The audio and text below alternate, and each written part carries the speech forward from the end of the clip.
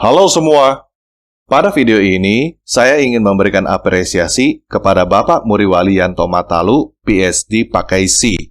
Karena tadinya saya mengira Pak MYM PhD pakai C ini hanya seorang pemburu bidat yang tidak mampu memberikan penjelasan dengan baik. Tadinya saya kira Pak MYM PhD pakai C ini cuma bisa bilang si ini salah, si itu salah, tapi dia sendiri nggak tahu bagaimana yang benar. Sekarang, pandangan saya sedikit berubah. Karena saya menemukan satu video dari 1.100 video yang diposting sejak tahun 2012 di kanal Muriwali Yanto Matalu yang menurut saya memberikan penjelasan dengan baik. Video itu berjudul Yahweh di dalam Yesus, tanda tanya, Yesus itu Yahweh, tanda seru. Ada sekitar 17 menit 25 detik dari total 55 menit 24 detik atau sekitar 31% dari video itu yang memberikan penjelasan yang cukup baik dan jelas. Terus terang, dari 17 menit 25 detik inilah saya baru tahu. Oh, ternyata seperti ini toh yang dipercaya oleh Pak MYM PhD pakai C. Oleh karena itu, saya sangat mengapresiasi apa yang telah dilakukan oleh Pak MYM PhD pakai C. Menurut saya, ini adalah sebuah kemajuan yang luar biasa. Setelah membuat 1.100 video kacau balau yang gak jelas sejak 11 tahun yang lalu, akhirnya Pak MYM PhD pakai C bisa membuat video penjelasan yang bagus. Sebagai tanda apresiasi saya memberikan sebuah bingkisan untuk Pak MYM PhD pakai C yang akan saya beritahukan di akhir video ini. Dan supaya Pak MYM PhD pakai C tahu 17 menit 25 detik mana yang bagus, saya buang 37 menit 59 detik sampah yang ada di video itu. Dan saya lampirkan video itu di video ini untuk kita perhatikan bersama. Selain supaya Pak MYM PhD pakai C tahu dan bisa membuat konten-konten bagus seperti itu lagi, saya lakukan ini supaya para penonton saya tahu sebenarnya trinitas model bagaimana yang dipercaya oleh para pemburu bidat seperti Pak MYM PhD pakai C ini. Oleh karena itu, saya berharap Bapak MYM PhD pakai C nonton video ini dan memperhatikan 17 menit 25 detik yang saya lampirkan. Karena dari situ saya cukup yakin Bapak MYM PhD pakai C bisa tahu sendiri 37 menit 59 detik mana yang saya anggap sampah dan saya buang.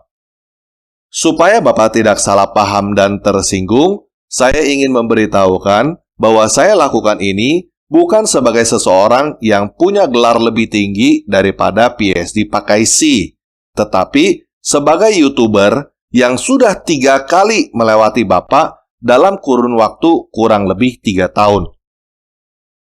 Saya berharap di video-video Bapak berikutnya, Bapak buang sendiri sampah-sampah kacau balau seperti 37 menit 59 detik yang ada di video itu, sehingga Bapak bisa membuat video-video yang lebih bermutu. Buat teman-teman lain yang bingung, apa sih PhD pakai C? Simak video ini sampai selesai, karena di video ini kita juga akan belajar tentang apa itu PhD pakai C.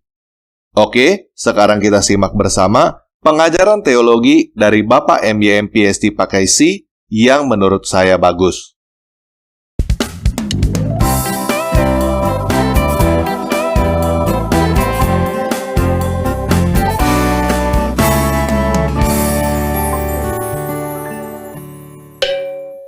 Kalau ditanya Allah Kristen, ini saya mesti mulai dari dasar ini. Allah Kristen itu ada berapa? Hanya ada satu Allah. Bukan 2, bukan 3 Allah. Hanya ada satu Allah. Dan Allah yang satu ini mempunyai pikiran, mempunyai pengetahuan, mempunyai bijaksana, mempunyai logos yang kita sebut sebagai firman. Yang kita sebut sebagai sabda. Sang firman, sang sabda. Firman yang bersama-sama dengan dirinya, tidak bisa dipisah dari dirinya. Ya. Bahkan dalam kehidupan manusia saja, saudara, saya dan ide pikiran saya nggak bisa dipisah. Ya. Karena ide pikiran saya itu ada dalam diri saya, ada dalam jiwa saya. Allah itu hanya satu, Yahweh itu hanya satu. Yahweh yang satu itu eksis dengan pikirannya, eksis dengan logiknya, eksis dengan pengetahuan dan bijaksananya, eksis dengan hikmatnya, juga eksis dengan rohnya, eksis dengan spiritnya, rohnya, yang kita sebut Roh Kudus. Roh Kudus, firman dan Allah itu sendiri nggak bisa dipisah. Ya, tetapi Alkitab kita ini membedakan dengan jelas Allah yang biasa merujuk kepada Bapa, Sang Logos atau Sang Firman, Sang Sabda itu dengan Sang Roh Kudus. Dibedakan dengan jelas tetapi tidak bisa dipisah karena satu adanya. Satu adanya di dalam diri Allah yang satu itu. Nah, antara logos Allah dengan Allah dibedakan dan jelas. Itu sebabnya Yohanes 1 ayat 1 mengatakan, pada mulanya adalah firman, firman itu bersama-sama dengan Allah, dan firman itu adalah Allah. Mengapa firman atau logos itu adalah Allah juga? Karena firmannya Allah. Karena logos itu adalah logosnya Allah. Maka sifat sang logos pun bersifat ilahi, sama seperti Allah. Dia mempunyai natur Allah, sama seperti Allah itu sendiri. Demikian juga dengan Roh Kudus atau Roh Allah. Roh Allah mempunyai sifat atau natur Allah sendiri karena dia adalah Roh Allah. Ya, dalam Allah yang satu itu ada 3 subsistensi atau 3 hipostasis ini. Ada Allah itu sendiri, ada logos Allah atau firman Allah, atau bijaksana Allah, atau pikiran Allah, atau pengetahuan Allah, atau kata-kata Allah, dengan Roh Allah. Nggak bisa dipisah. Satu adanya di dalam diri Allah yang satu. Tetapi Alkitab membedakan itu dengan jelas. Nah, ini pengetahuan paling dasar, saudara. Ya, pengetahuan paling dasar ya, yang Anda harus paham. Nah, siapakah Yahweh itu? Siapa Yahweh itu? Yahweh adalah Allah yang satu tadi itu. Itulah Yahweh. Sang Allah yang mempunyai firman dan roh itu, itulah Yahweh. Firman Allah itu, firman Allah, logos Allah itu juga adalah Yahweh. Karena dia adalah firman Allah. Roh Kudus atau roh Allah itu sendiri juga itu adalah Yahweh. Karena dia adalah roh Allah. Jadi siapa Yahweh itu? Ya Allah tadi itu. Allah yang mempunyai logos dan mempunyai firman. Itulah Yahweh. Maka Anda menyebut logos itu siapa? Logos itu adalah Yahweh. Anda bicara Roh Kudus itu siapa? Roh Kudus itu adalah Yahweh. Lalu Yahweh itu siapa? Yahweh itulah Allah Tritunggal. Allah Tritunggal, Bapa, Putra atau Logos dan Sang Roh Kudus. Itulah Yahweh. Jadi kalau Anda menemukan di dalam Alkitab Perjanjian Lama, akulah Yahweh. Itu Allah Tritunggal. Maka kalau Anda tanya, siapa Yahweh itu? Yahweh adalah Allah Tritunggal. Bapa, Putra, dan Roh Kudus adalah Yahweh. Allah yang satu adanya, satu hakikat, satu esensi adanya. Walaupun bisa dibedakan dengan jelas antara Bapa dengan firman-Nya dan dengan rohnya. Nah, saya step by step menjelaskan ini kepada saudara ya. Jadi Yahweh itu siapa? Allah Tritunggal. Itulah Yahweh. Ya, Bapa itu Yahweh. Logos itu Yahweh. Logos yang kemudian ketika berinkarnasi kita kenal sebagai Tuhan Yesus Kristus. Itu Yahweh. Roh Kudus itu Yahweh. Ya, karena logos adalah logosnya Yahweh. Roh Kudus adalah rohnya Yahweh. Ya, saudara.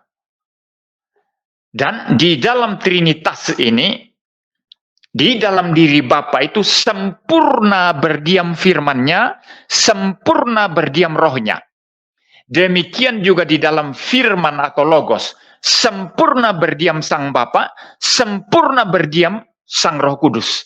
Demikian juga di dalam diri Sang Roh Kudus, sempurna berdiam Sang Bapa, sempurna berdiam Sang Anak atau Sang Logos. Ya, maka ketika Roh Kudus hadir, Tritunggal hadir di sana.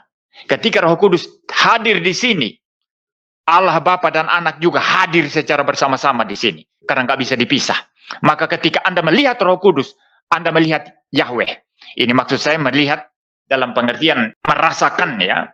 Anda merasakan atau menyaksikan pekerjaan Roh Kudus mempertobatkan orang, atau menyaksikan Roh Kudus hadir dalam satu kebaktian. Itu Yahweh yang hadir di sana. Allah Bapa, Allah Anak nggak bisa dipisah, hadir di situ.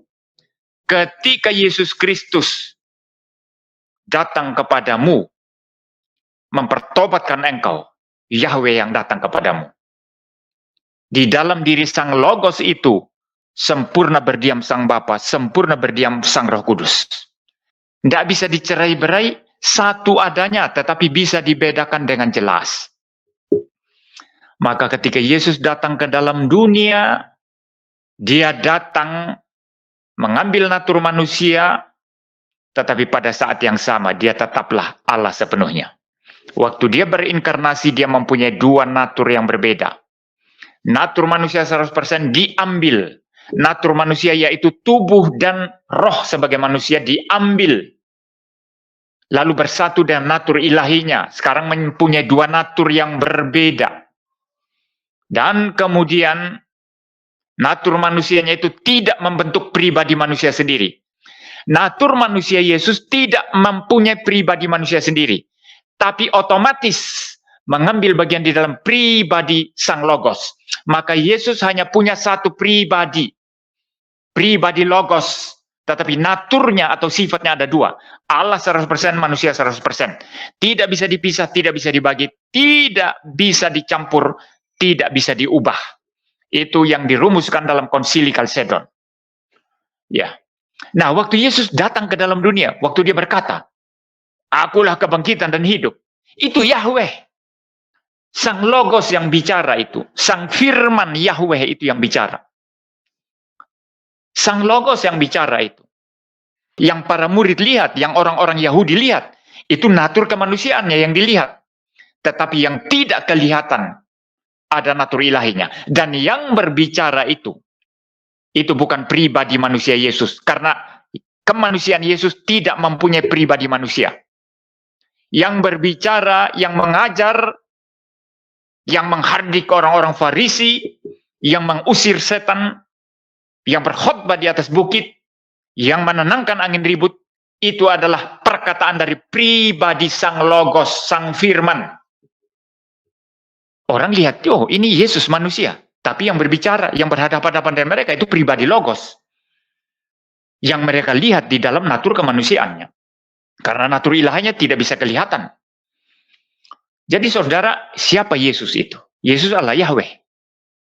Firman Sang Yahweh.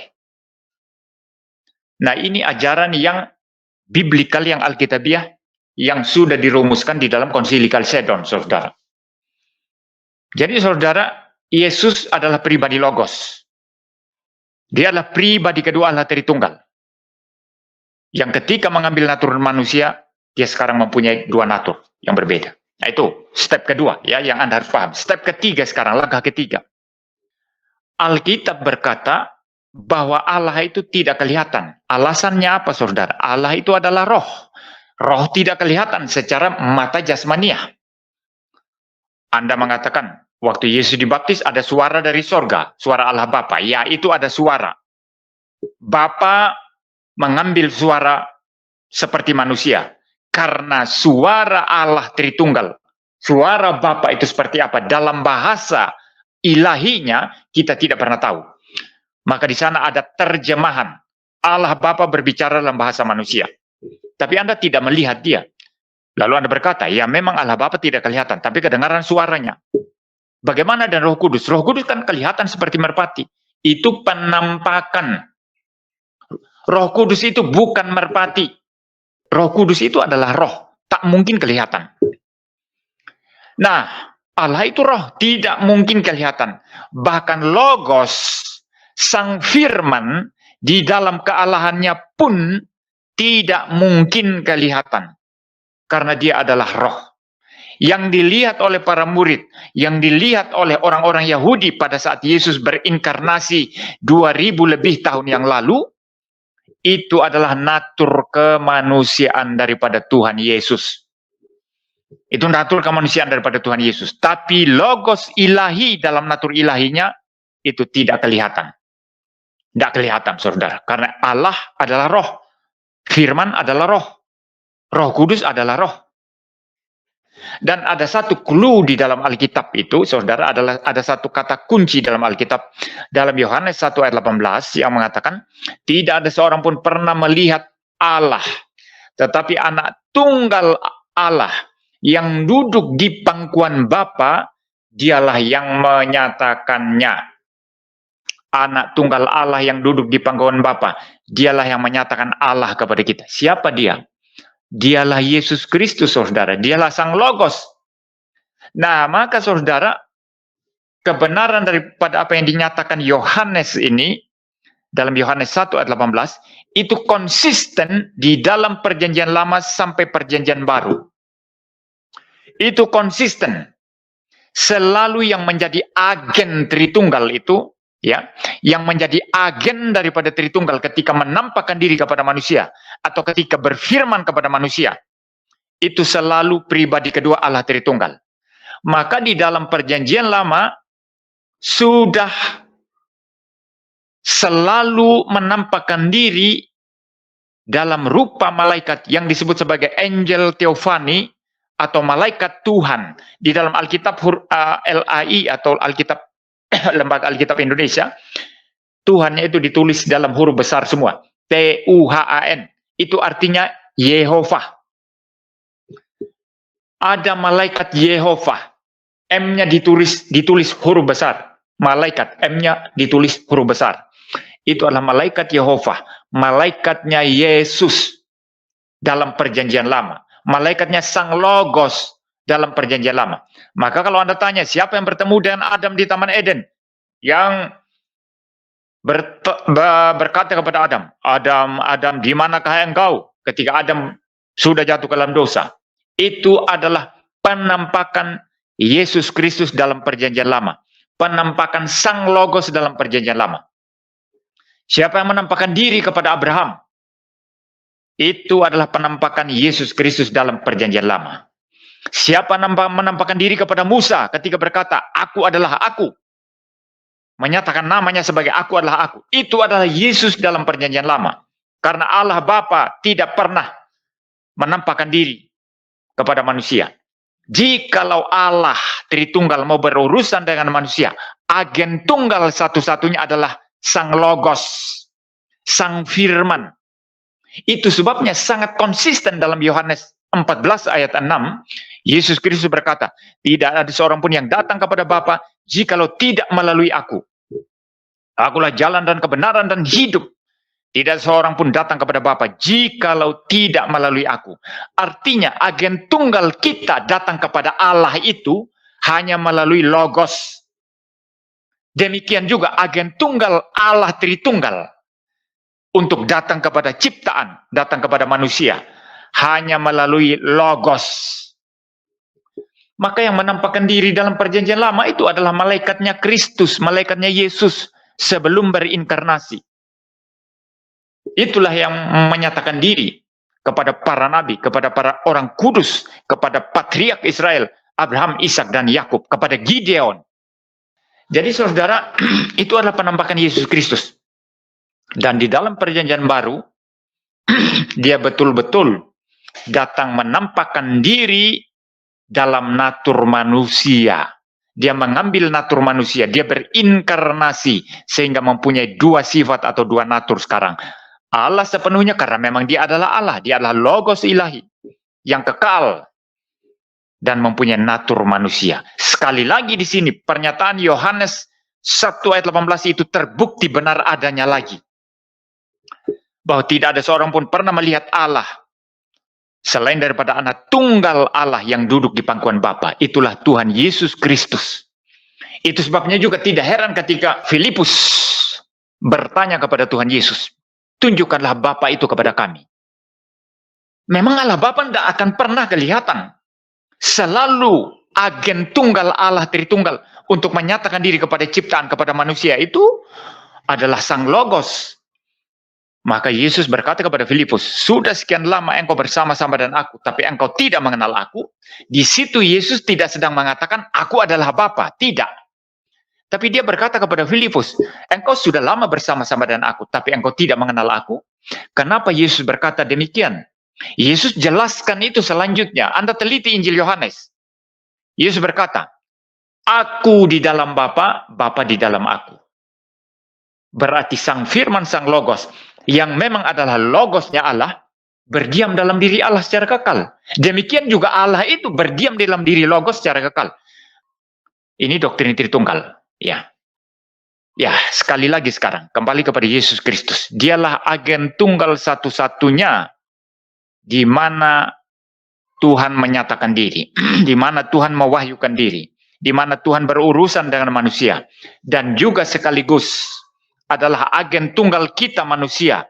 Jikalau Anda mau diperdamaikan dengan Allah, jikalau Anda mau datang kepada Allah, agen tunggal satu-satunya hanya Yesus Kristus. Maka Rasul Petrus sangat tepat sekali ketika mengatakan, di bawah kolong langit ini tidak ada nama lain yang kita bisa sebut selain daripada nama Yesus Kristus, di mana orang-orang boleh diselamatkan. Jadi saudara, Yesus Kristus adalah agen tunggal kita datang kepada Bapa. Tanpa Yesus, engkau tidak mungkin selamat, tidak mungkin datang kepada Bapa. Demikian juga Bapa datang kepada kita. Agen tunggal satu-satunya adalah Yesus Kristus, Sang Logos itu. Nah, kita sudah simak bersama penjelasan Bapak MYM PhD Pakaisi tentang teologi yang dipercaya oleh kaum Trinitarian pemburu bidat. Terlepas dari apakah kita setuju atau tidak dengan penjelasan dari Pak MYM PhD Pakaisi, kita harus mengatakan bahwa Pak MYM PhD Pakaisi sudah menjelaskannya dengan sangat baik dan jelas, sehingga kita bisa paham apa yang sebenarnya dia percaya. Menurut saya, ini adalah kemajuan yang luar biasa. Setelah 11 tahun di YouTube, akhirnya Pak MYM PhD Pakaisi bisa memberikan penjelasan yang tidak kacau balau. Saya berharap Pak MYM PhD Pakaisi bisa bikin penjelasan yang lebih bagus lagi di video-video berikutnya. Nah, sebentar lagi kita akan mendengarkan penjelasan tentang apa itu PhD Pakaisi. Oleh karena itu, teman-teman yang dari tadi bingung dan mungkin ketawa-ketawa sendiri setiap kali mendengarkan PhD Pakaisi, simak baik-baik ya. Selain teman-teman, saya juga berharap Pak MYM PhD Pakaisi mendengarkan penjelasan ini sampai selesai. Karena pada akhir video ini, saya ingin mewujudkan apresiasi saya kepada Bapak MYM PhD Pakaisi. Tetapi sebelum kita mulai, saya juga ingin memberitahukan kepada Bapak MYM PhD Pakaisi bahwa jika di tengah-tengah penjelasan mengenai PhD Pakaisi ini, Bapak merasa tersinggung, muak, dan tidak mau mendengarkan lebih lanjut, itu bagus. Karena itu persis perasaan orang-orang yang dikatain bidat sesat oleh Bapak. Oke, kita mulai aja ya. Ya, judulnya ini MYM PhD Pakaisi. Kapan PhD-nya tidak pakai si? Ya, pertama, ya, saudara kalau mengetikkan di Google itu Muriwalianto Matalu PhD, ya, saudara akan menemukan di sini, ya, ada sesuatu yang aneh ya, saudara ya. Ya, bahwa dia ini sudah mencantumkan PhD candidate itu sejak tahun 2018. Wow. Nah, di sini ada. Coba saudara cari di sini. Nah, di dalam catatan tambahan di sini itu tertulis Pendeta Muriwalianto Matalu PhD candidate C. Ya, huruf C tadi itu. 2018, 2019, 2020, 21, 22, 23.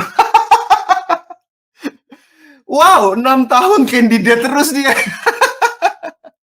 Ya, kenapa nggak belajar jujur sih? MTH ya MTH saja, ya. Terus sudah dari 2018 loh pakai PhD candidate. Sekarang pun masih pakai PhD candidate, saudara-saudara. Ya, kenekatan, ya, nafsu, Wah, nafsu menjadi seorang PhD ya, 2018. Berapa tuh? Ya kalau kita hitung dari 2018, 19, 20, 21, 22, 23 ya 6 tahun. Atau kalau mau intinya ya clear-nya 5 tahun lebih lah ngomongnya ya. Ya apa nggak bosen dia jadi ini ya? Hah? Dia apa nggak bosen jadi candidate terus gitu? Aduh, semut juga tertawa ini kalau melihat kenyataan seperti ini ya. Ya, makanya di dalam judul thumbnail saya ini, kapan sih PhD-nya tidak pakai si MYM? Ya, ya, tapi oke lah kita lanjutkan ya. Jadi ini ada buku yang dia kasih diskon dari 260.000 menjadi 185.000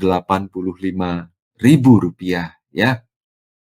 Tapi saudara lihat tadi barusan saya capture ya, itu hanya 76 yang memberikan feedback positif dan juga 5 komen dan 5 share.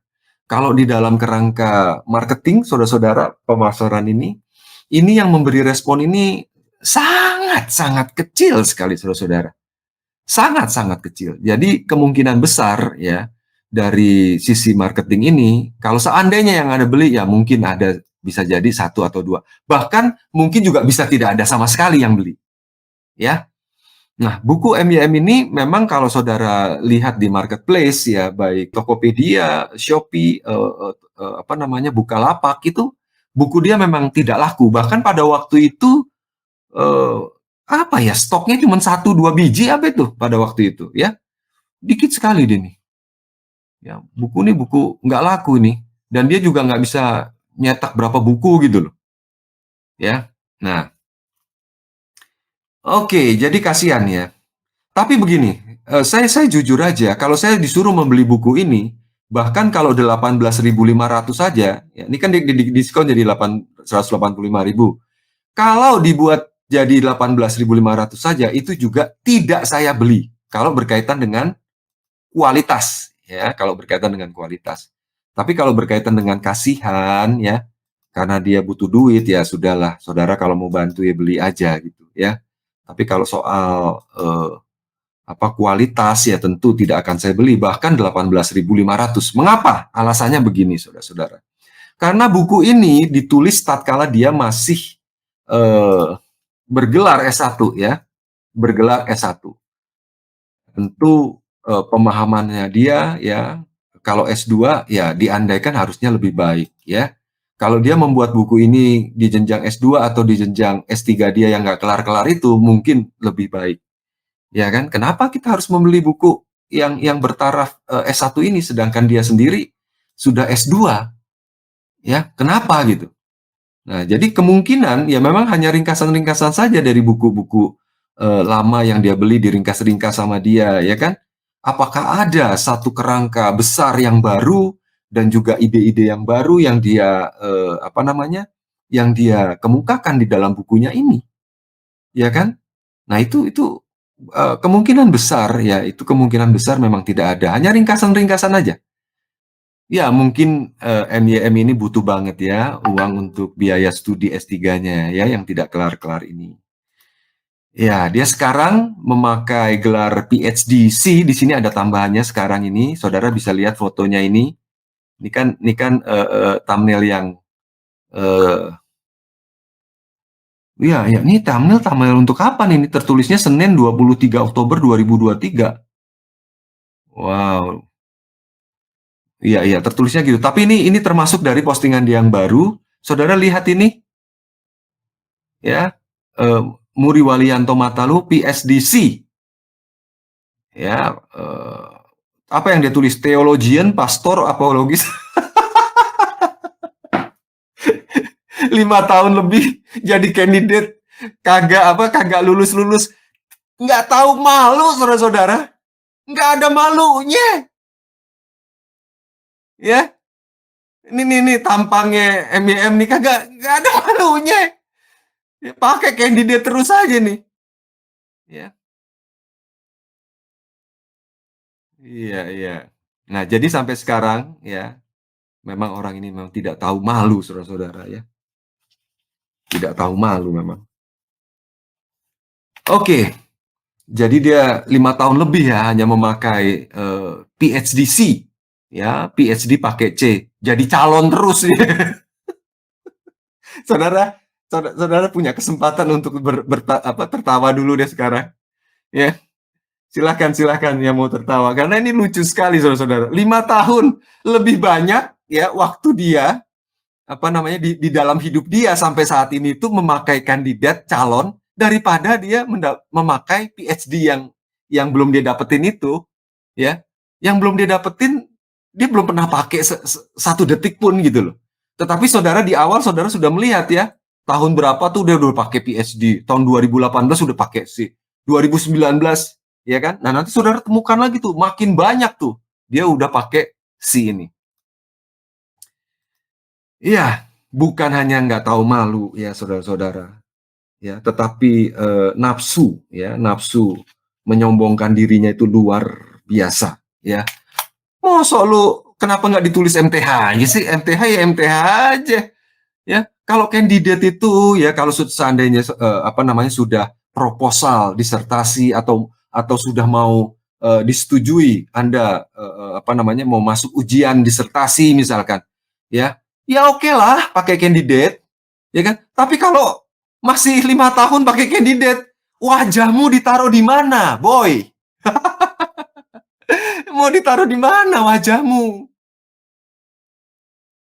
Dia nih MTH yang nggak menggapai PhD-nya itu, ya. Dia selalu nyinyirin gitu. Ini sebetulnya keminderan dia.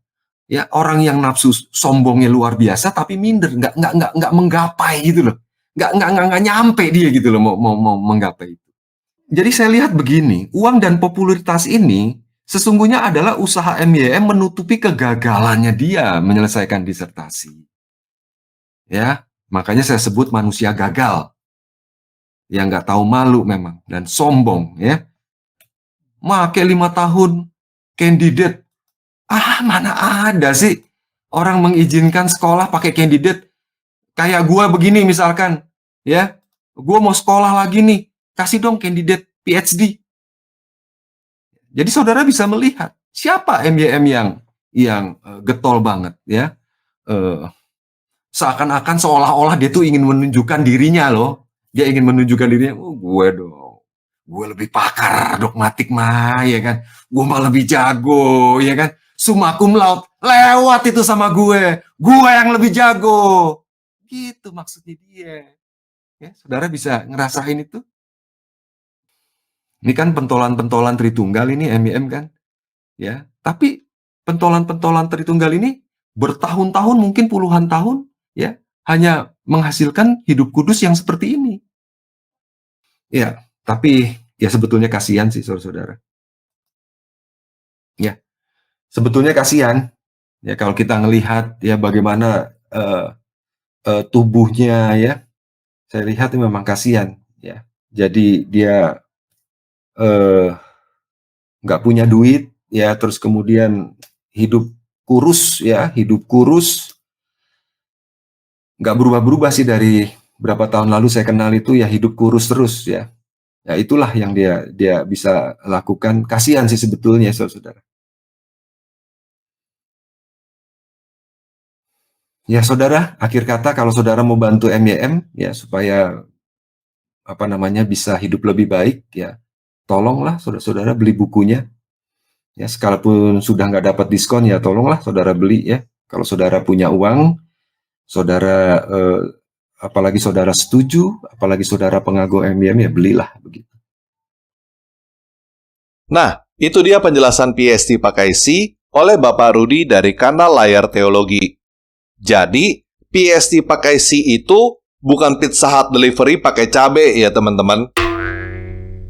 PhD itu artinya Doctor of Philosophy, gelar doktor untuk orang yang lulus S3. Tetapi, kata filosofi di situ bukan berarti jurusan filsafat ya. Kata filosofi itu hanya berarti itu adalah gelar penghargaan tertinggi dalam ilmu pengetahuan atau dalam dunia akademik. Pakai C itu artinya adalah candidate, atau bahasa sederhananya adalah calon. Jadi, PhD pakai C itu artinya calon doktor dengan penghargaan tertinggi. Nah, saya ingin bercerita sedikit mengenai Bapak Rudi dari Layar Teologi ini. Pak Rudi dari Layar Teologi ini adalah salah satu orang yang menyatakan diri keluar dari Kristen Trinitas karena muak melihat kelakuan para kaum Trinitarian pemburu bidat seperti Bapak MYM PhD pakai C. Saya cukup yakin Pak Rudi lebih pro kepada Erastus Sabdono bukan karena dia benar-benar mengerti apa yang diajarkan oleh Pak Erastus Sabdono, tetapi karena muak melihat kelakuan para pemimpin atau para pengajar Trinitarian pemburu bidat. Atau bisa kita bilang, Pak Rudi keluar karena tidak melihat kelakuan yang baik dari para pemimpin atau pengajar di agama sebelumnya, dan melihat kelakuan yang lebih baik dari pemimpin atau pengajar di agama baru yang sedang dipelajarinya. Teman-teman mungkin bisa tidak setuju bahwa Erastus Sabdono lebih baik daripada Muriwali. Itu adalah hak teman-teman. Tetapi kenyataannya, Rudi Layar Teologi menyatakan diri keluar dari Trinitas dan mengikuti Erastus Sabdono karena dia melihat kelakuan Erastus Sabdono lebih baik daripada Muriwali dan para pemburu bidat lainnya. Saya cukup yakin, orang-orang seperti Pak Rudi Layar Teologi sangat banyak. Bahkan yang lebih parah daripada Pak Rudi Layar Teologi juga banyak. Di antaranya Ustadz Mu'alaf Agustan yang barusan meninggal. Dia masuk Islam sama sekali bukan karena dia tahu apa yang diajarkan di dalam Islam, tetapi karena dia sakit hati dengan para pemimpin gereja. Kasus Rudi Layar Teologi dan Agustan memang berbeda, tetapi tidak bisa kita pungkiri bahwa salah satu penyebab utama orang pindah agama dari Kristen karena sakit hati atau kecewa dengan gereja. Sekarang mungkin kita mentertawakan atau menyalahkan mereka, tetapi jika kita di posisi mereka, mungkin kita akan melakukan hal yang sama. Terkadang kita punya ekspektasi yang terlalu tinggi terhadap gereja, dan terkadang kita sendiri juga tidak sadar bahwa orang lain punya ekspektasi yang tinggi terhadap kita. Bahkan ekstrimnya, kita baru pertama kali injak kaki di gereja aja, mungkin ada orang-orang yang ekspektasi kita langsung berubah menjadi orang yang super suci dan kudus. Kita tidak bisa mengubah ekspektasi orang yang terlalu tinggi terhadap kita. Tetapi, kita bisa mengubah ekspektasi kita terhadap orang lain yang terlalu tinggi, terutama ekspektasi terhadap gereja. Oleh karena itu, saya ingin mengajak teman-teman semua untuk tidak terlalu naif dalam melihat gereja. Iya, Yesus itu luar biasa. Kita berharap semua orang di gereja seperti Yesus. Tetapi kenyataannya, orang-orang yang masuk ke dalam gereja adalah orang-orang sakit yang mempunyai kesulitan dan kebutuhan, seperti kamu dan saya. Termasuk orang-orang yang kita lihat di mimbar. Seperti yang kita lihat, Pak Muriwali mempunyai kebutuhan khusus akan penghargaan. Motivasi dia dalam melayani dan mendapatkan gelar tinggi adalah supaya dia mendapatkan penghormatan. Saya tidak menyalahkan dia, dan saya tidak berharap ada seorang pun yang menyalahkan dia, karena sebenarnya kita semua juga begitu. Kenyataannya, Agustan keluar karena dia tidak merasa dihormati dan dihargai oleh gereja. Kalau Muriwali mendapatkan perlakuan yang sama seperti Agustan, mungkin dia juga sudah keluar. Mungkin saya juga sama. Mungkin kamu juga sama. Di dalam pekerjaan kamu, apapun juga itu. Jadi, sekali lagi, saya ingin mengajak kita semua untuk tidak naif, berharap terlalu tinggi terhadap gereja. Tidak usah berharap terlalu tinggi terhadap orang Kristen, walaupun gelarnya S3 summa cum laude, punya jabatan pendeta, pastor, paus, atau apapun juga itu. Tetapi walaupun demikian, kita harus tetap sadar bahwa orang lain punya ekspektasi yang tinggi terhadap kita. Oleh karena itu, kita tetap harus selalu jaga diri, jangan sampai kita menjadi batu sandungan, terutama kita yang aktif di dalam gereja, walaupun kita hanya pengerja, asyir, atau tukang sapu. Kita tidak boleh tutup mata bahwa kelakuan kita yang buruk bisa menghalangi orang lain untuk datang kepada Kristus. Karena kenyataannya, orang melihat kelakuan kita dulu, baru mendengarkan apa yang kita sampaikan. Kalau kelakuan kita dinilai buruk, apapun yang kita sampaikan akan terdengar buruk. Oleh karena itu, pada video ini, saya ingin mengajak kita semua, terutama teman-teman yang punya status di dalam gereja, seperti pendeta, gembala, bahkan pengerja atau asyir. Termasuk saya, Pak Rudi Layar Teologi, dan khususnya Pak MYM PSD pakai C, untuk memperbaiki kelakuan hidup kita. Supaya kita yang hari ini lebih baik daripada kita yang kemarin, dan kita yang besok lebih baik daripada kita yang hari ini.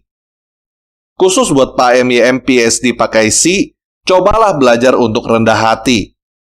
Khusus buat Pak MYM PSD pakai C, tentunya Bapak lebih tahu tentang ajaran Yesus Kristus lebih dalam daripada saya. Bapak tentunya tahu bahwa gelar PSD pakai C atau tidak pakai C tidak membuat Bapak dihormati orang. Bapak tentunya tidak perlu diajari oleh saya bahwa supaya bisa dihormati orang, Bapak harus rendah hati. Walaupun dalam pengajaran teologi, Erastus Sabdono tidak sejalan dengan Bapak, tetapi Bapak perlu belajar dari Erastus Sabdono dalam hal-hal yang lain. Seperti bagaimana caranya presentasi dan berbicara dengan baik supaya orang mau dengar. Kalau itu Bapak nggak mau, karena Erastus Sabdono tidak sealiran dengan Bapak, apa bedanya Bapak dengan para kadrun yang intoleran? Saya berbicara seperti ini bukan karena saya pendukung Erastus Sabdono. Saya sendiri juga tidak setuju dengan pendapat teologi Erastus Sabdono. Saya berbicara seperti ini karena saya mengasihi Pak MYM PSD pakai C dan berharap Pak MYM PSD pakai C bisa menjadi orang yang lebih baik dan akhirnya menjadi orang yang sukses, tidak pakai C lagi. Jelas ya? Nah, seperti yang sudah saya katakan di awal, sekarang saya mau mewujudkan apresiasi saya. Karena Bapak sudah mulai bisa menjelaskan dengan lebih baik, setelah 1.100 video selama 11 tahun, saya menyumbang Bapak senilai buku yang Bapak jual tanpa diskon, 260.000, ke rekening BRI 042 90 100 125 5569 atas nama Gerakan Kebangunan Kristen Reform.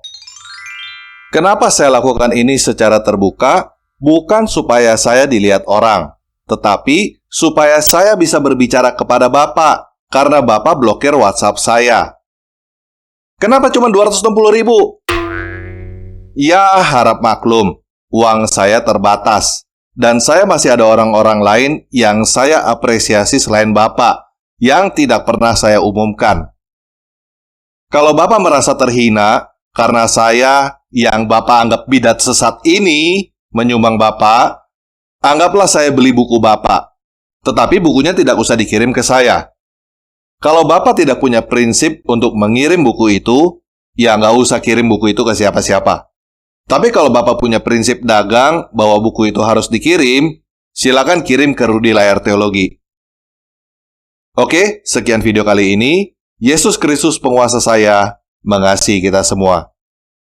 Dan khusus untuk Pak MYM PSD pakai C, saya dan Rudi Layar Teologi sebenarnya mengasihimu, Pak. Terima kasih untuk teman-teman yang telah mendukung channel Tanpa Ragi melalui Dana, BRI, dan Patreon. Selain itu, kami juga berterima kasih kepada teman-teman yang telah memberikan super chat, super thanks, dan menjadi member channel. Karena dukungan dari teman-teman, kami bisa melakukan berbagai pekerjaan, baik yang terlihat maupun yang tidak terlihat. Selama ini, kami telah mendapatkan banyak ucapan terima kasih dari orang-orang yang diberkati oleh pekerjaan kita. Oleh karena itu, kami ingin memberitahukan kepada teman-teman yang telah mendukung channel Tanpa Ragi bahwa ada bagian kamu di dalam terima kasih yang kami dapatkan. Kami tidak dapat memberikan sesuatu yang lebih kepada teman-teman yang telah mendukung, selain berdoa supaya Tuhan memberkati kamu, keluarga kamu, dan apapun yang kamu kerjakan. Kita percaya bahwa Tuhan kita melihat apa yang kita kerjakan secara tersembunyi dan akan memberikan upahnya. Buat teman-teman yang belum bisa mendukung kami secara keuangan, teman-teman tidak perlu berkecil hati. Karena teman-teman juga sudah mendukung kami jika teman-teman subscribe, memberikan jempol, dan membagikan link video ini ke kerabat dan media sosial lainnya. Oleh karena itu, kami juga berdoa supaya Tuhan memberkati kamu, keluarga kamu, dan apapun yang kamu kerjakan. Oke, sekian video kali ini. Yesus Kristus penguasa saya beserta kita. Sampai jumpa.